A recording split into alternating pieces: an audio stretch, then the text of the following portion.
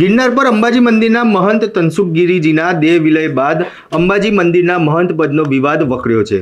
તનસુખગીરીજીના સમાધિ પાસે ધૂળ લોટાની વિધિ વખતે અખિલ ભારતીય અખાડા પરિષદના સેક્રેટરી અને ભવનાથ મંદિરના મહંત હરિગીરીએ તનસુખગીરીજીના પરિવારજનો અને સેવકોનો ઉગ્ર વિરોધ વચ્ચે જૂના અખાડાના પ્રેમગીરીની અંબાજી મંદિરના મહંત પદે કથિત ચાદર વિધિ કરી નાખી હતી અને હવે તે જ પ્રેમગીરી બાપુ સામે ગંભીર આક્ષેપ છે તે લગાવવામાં આવ્યા છે. ત્યારે શું આક્ષેપો લગાવવામાં આવ્યા છે તે વાત કરીશું આ વિડીયોમાં. નમસ્કાર, હું મયુર મેવાડા, આપ જોઈ રહ્યા છો નિર્ભય ન્યૂઝ. ગિરનાર ઉપર અંબાજી મંદિરના મહંત તનસુખગીરીના દેહ વિલય બાદ અંબાજી મંદિરમાં મહંત પદનો વિવાદ છે તે દિવસે ને દિવસે વકરી રહ્યો છે. તનસુખગીરીજીના સમાધિ પાસે જે ધૂળ લોટાની વિધિ વખતે જે અખિલ ભારતીય અખાડા પરિષદના સેક્રેટરી અને ભવનાથ મંદિરના મહંત હરિગીરીએ તનસુખગીરીજીના પરિવારજનો અને સેવકોના ઉગ્ર વિરોધ વચ્ચે પણ જૂના અખાડાના પ્રેમગીરીની અંબાજી મંદિરના મહંત પદે જે કથિત ચાદર વિધિ કરી નાખી હતી. ત્યારે હાલમાં આ નિમણૂકને મહેશગીરી બાપુએ જે ગેરકાયદેસર ગણાવી છે.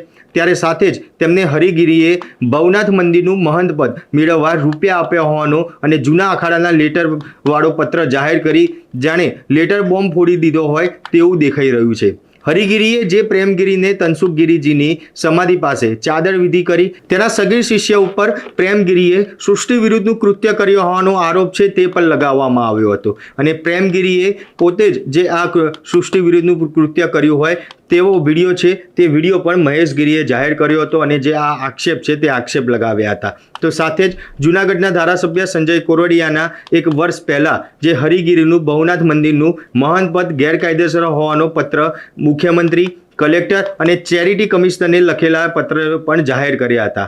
ત્યારે મહેશગીરી આ આક્ષેપ કરતા શું કહી રહ્યા છે કે જે પ્રેમગીરી બાપુ ઉપર જે આક્ષેપ કરવામાં આવ્યા છે કે તેમને જે સગીર તેમનો શિષ્ય હતો તેની સાથે સૃષ્ટિ વિરુદ્ધનું કૃત્ય કરેલું છે તે કહેતા શું આરોપ મૂકી રહ્યા છે તે સાંભળીએ. 1 साल का ऑर्डर होता है उसको 2 साल का कर दिया, ये कैसे किया आपने? इसके पीछे क्या राज है? दूसरा, एक आपको और बताना चाहूंगा कि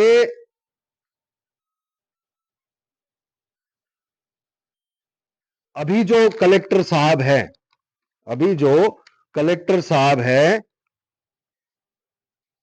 वो कलेक्टर साहब जो हैं अभी के, हमें उन पर विश्वास नहीं है भाई. पीएम साहब, एचएम साहब, गृह मंत्री जी, सीएम साहब, आप धर्म में श्रद्धा रखते हैं, आपका जीवन मैंने देखा हुआ है, संतों के प्रति आपका आदर देखा है और धर्म के साथ आपका जो भाव है वो मैंने देखा है. मैं उसको नमन करता हूं और मुझे बहुत अच्छे से पता है. और सीएम साहब तो संत आदमी है, खुद आध्यात्मिक है. मैं आप सभी से हाथ जोड़ के विनती करता हूं कि अभी जो कलेक्टर साहब है उन पर हमें विश्वास नहीं है, क्योंकि अभी तक कोई कार्रवाई नहीं हुई. 1.5 साल हो गया शिकायत करने के बावजूद भी अभी तक उन्होंने कोई कार्रवाई नहीं की, उनको हटाया नहीं है. आप तो पहले इन कलेक्टर साहब की बदली करवा दीजिए. दूसरी बात कि भवनाथ मंदिर का ये जो ऑर्डर है उसको तुरंत प्रभाव से उसको कैंसिल करवा दीजिए और कलेक्टर श्री, मामलतदार और इन सब की वहां पर नियुक्ति करे ताकि उसका संचालन सही चले और एक कमिटी बना ले लोकल लेवल की, स्थानिक संतों को उसमें डाल दे. मैं पहले से ही कह रहा हूं, मुझे मत डालना, स्थानिक संतों को उसमें डाल दे और थोड़े दिन उसको 2, 4, 5 महीने तक चलाएं और फिर सबको सुन लीजिए. जो दावा करेगा वहां के लिए सबको सुन लीजिए. सबको सुनने के बाद जो सही होगा, जो सत्य होगा, परंपरा के साथ होगा, उसको वहां पर नियुक्त कर दीजिए. मेरा आपसे हार्दिक प्रार्थना है, क्योंकि बहुत ज्यादा नुकसान गिरनार क्षेत्र का, धर्म का और यहां पर हो रहा है. और मैं आपसे अनुरोध और भी कुछ करना चाहता हूं कि देखिए,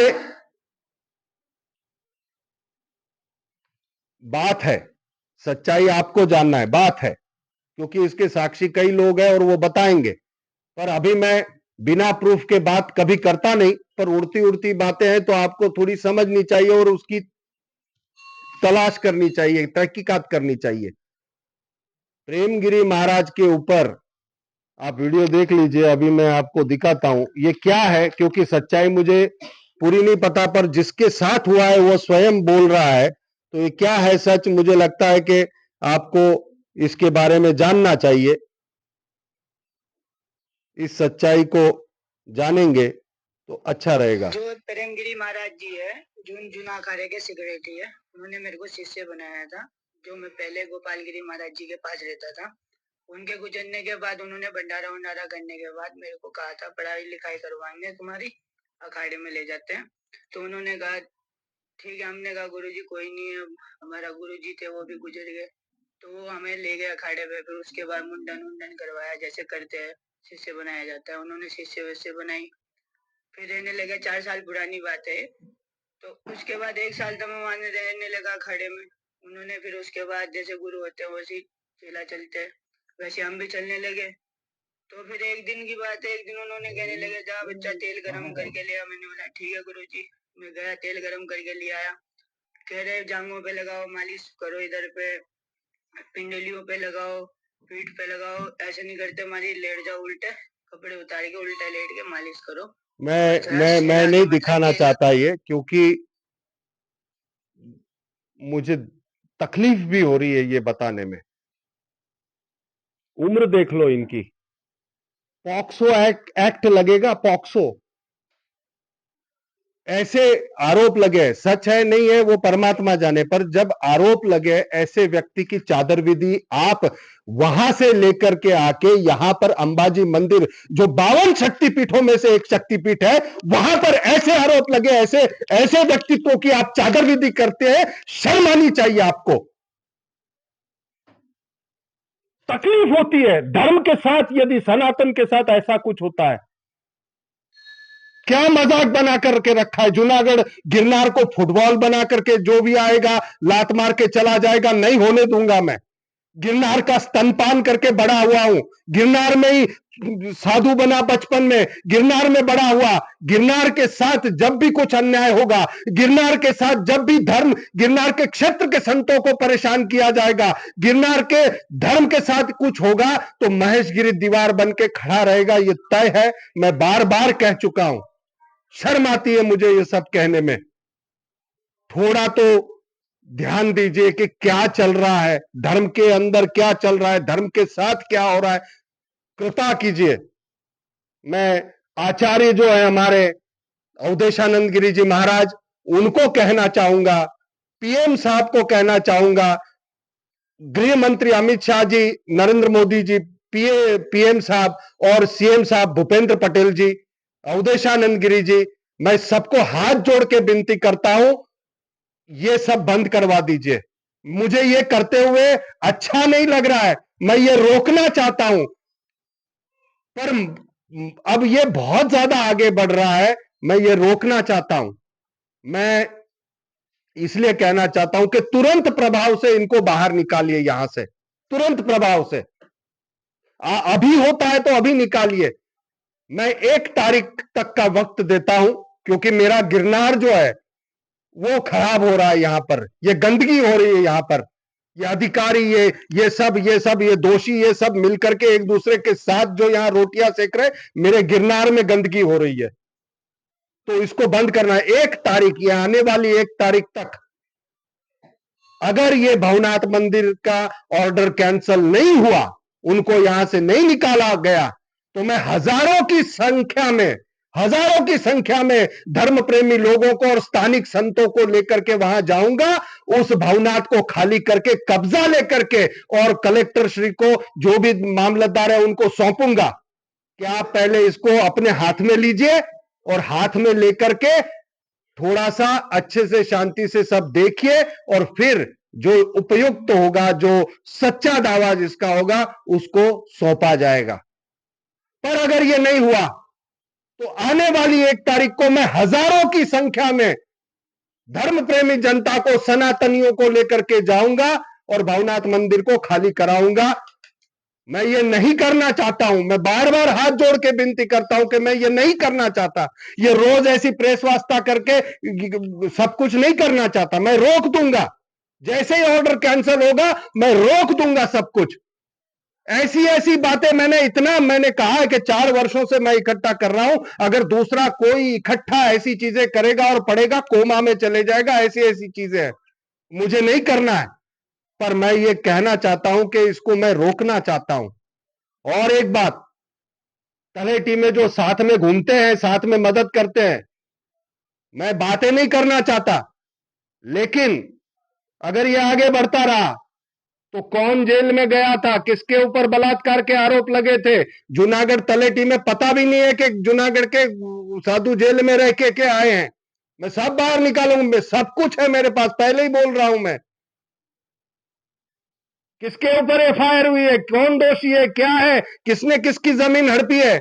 अनुसुईया मंदिर चेला मुंडा हुआ, बेचारा गरीब पागल होके घूम रहा है।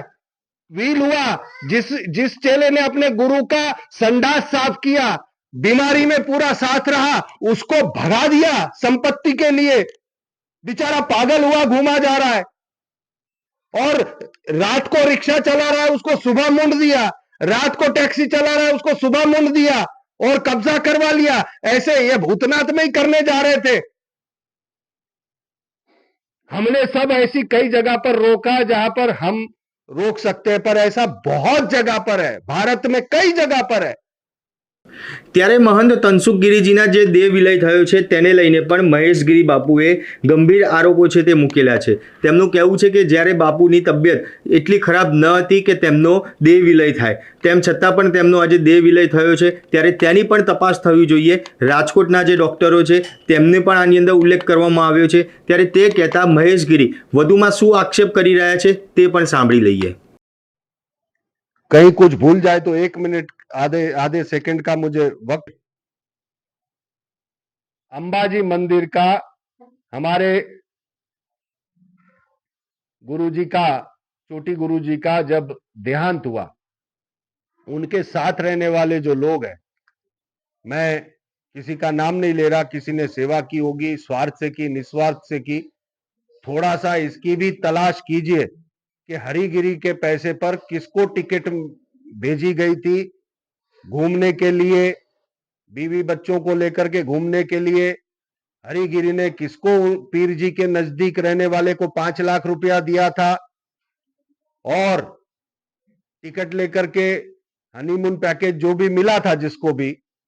तो ये तहकीकात अब ये भी होनी चाहिए कि जो तनसुख गिरी जी महाराज जी का शरीर शांत हुआ है वो प्राकृतिक रूप से हुआ है, नेचुरल तरीके से हुआ है, या पहले से योजना बनाई जा रही है क्योंकि इनको साथ में रहने वाले को पैसा मिला है।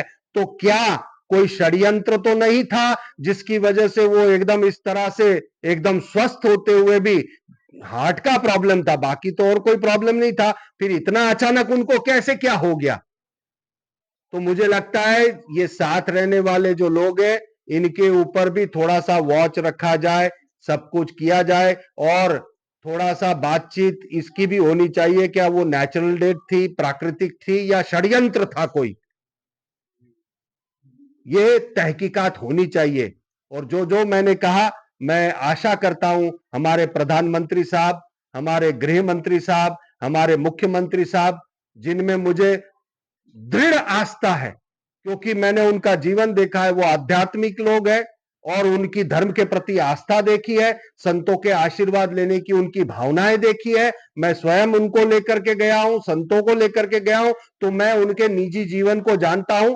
तो इसलिए मैं उनको हाथ जोड़ के विनती करता हूं कि महाराज, मैं ये सब रोकना चाहता हूं, पर इनको 3 मांगे मैंने रखी है। एक, भवनाथ का ऑर्डर तुरंत कैंसिल किया जाए।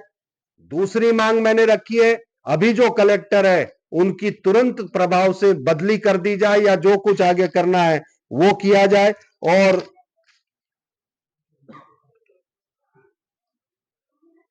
और तीसरी मांग जो मैंने कही है कि अंबाजी मंदिर का जो वहीवट है वो तुरंत प्रभाव से तहसीलदार, मामलतदार साथ में रख के और उसका वहीवट चलाया जाए थोड़े दिनों के लिए, फिर जो सही होगा उसकी नियुक्ति की जाए। सरकार का काम मंदिर चलाना नहीं है, मैं भी कह रहा हूं नहीं है, कोई बात नहीं है, पर जो परंपरा है वो नहीं टूटनी चाहिए। इसलिए जो सही होगा, जिसका हक लगता होगा, उस परंपरा में, उस सनातन की परंपरा के अनुसार उसकी नियुक्ति की जाए। तो मुझे लगता है कि जो कुछ भी मैंने बात की है उसका तुरंत प्रभाव से असर होगा।